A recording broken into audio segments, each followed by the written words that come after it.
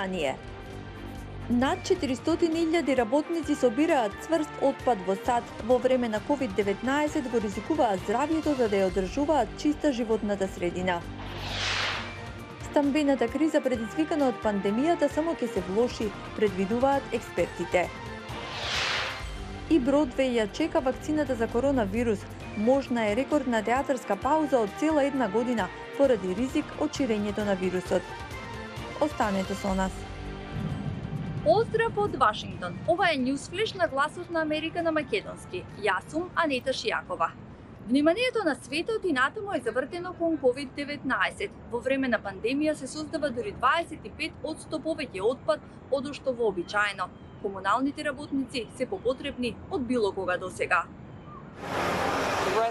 Жителите на почетокот не ценеа на вистина. Точно е дека го собираме отпадот, но ние не сме отпад. Сепак оваа перцепција се менува, вели Динита Глен, која има долга кариера во индустријата за собирање на смет. Таа сега работи во претоварна станица за отпад во Вирџинија, каде дел од работниците се отсутни поради COVID-19. Некои луѓе се разболеа или имаат членови на семејството што се болни и на кои им е потребна грижа. Во САД има над 400.000 работници кои собираат цврст отпад. Количеството на ѓубре е зголемено за 25% од како почна пандемијата, па тие се попотребни од кога било досега. Ако ѓубрето остане на улица само неколку дена, тоа станува проблем за јавното здравје. Ѓубрето содржи патогени, од него истекуваат течности доколку заварне. Епидемиолозите велат дека собирањето на сметот не ги става овие работници под поголем ризик за вирусот. Тоа го прави нивната интеракција со заедницата и нивната зголемена изложеност како суштински работници. Доколку болен човек кој е инфициран, кашла, кива, зборува, пее или прави било што од овие нешта, тие постојано испуштаат респираторни капки кои може да станат аеросоли. Низ целата држава не сите работници од индустријата за смет имаат пристап до заштитна опрема.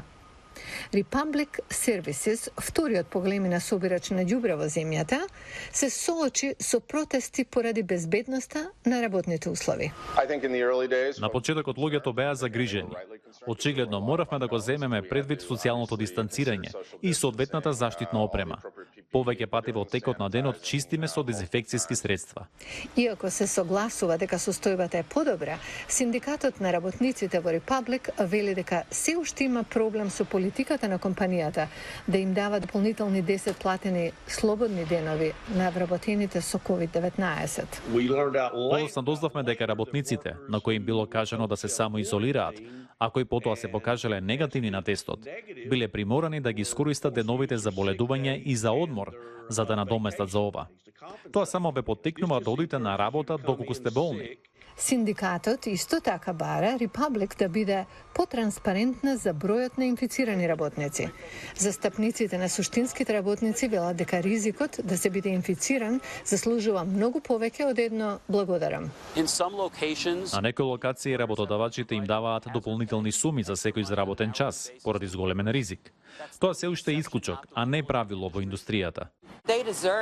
Мислам дека го заслужуваат тоа. Секој ден се среќаваат со многу луѓе, не само со жителите, туку и со комерцијалните возачи, а тоа понекогаш не е многу пријатно. Пријатно или не, Глен го задржала чувството за служба, но и за хумор. Во програмата за справување со цврст отпад секогаш ви стоиме на располагање. Никогаш нема да ве одбиеме и секој ден по цел ден зборуваме. Ѓубре, буквално. Поради пандемијата, многумина останаа без своите работни места. Останувајќи без приход, сега се соочуваат со нов ризик. Не можат да платат закупнина и со тоа можат да ги загубат и своите домови. Ова е проблем за околу 40 милиони американци. Милиони американци кои ги загубија работните места како последица на пандемијата се соочуваат со иселување, бидејќи смртоносниот вирус продолжува да ја разорува американската економија. Тијана Калдвел добро го знае тоа чувство. Таа ја загуби работата и беше на лекување поради рак, кога таа и незиното семејство биле иселени во 2019 година. Бевме добро, а потоа се разболев. Ракот се врати. Бев на третман кога не иселија. Тоа беше лошо искуство. Невработена што едва и врзува крај со крај. Калдвел организира протести со станарите, група која се залага за достапно домување во Канзас Сити, Мисури. Речиси 50% од оние кои изнајмуваат стан во државата се изложени на ризик од иселување затоа што не можат да ја плаќаат киријата. Во државата Мисури веќе имаше десетици илјади изнајмувачи кои плаќаа над 50% од своите приходи за изнајмување пред пандемијата, а сега стотици илјади се невработени или биле невработени во одреден период на оваа пандемија и долгот станал едноставно несовладлив. Многу американци добиваат финансиска помош преку државните и федерални бенефиции за невработеност, но дополнителната федерална помош од $600 неделно заврши во јули.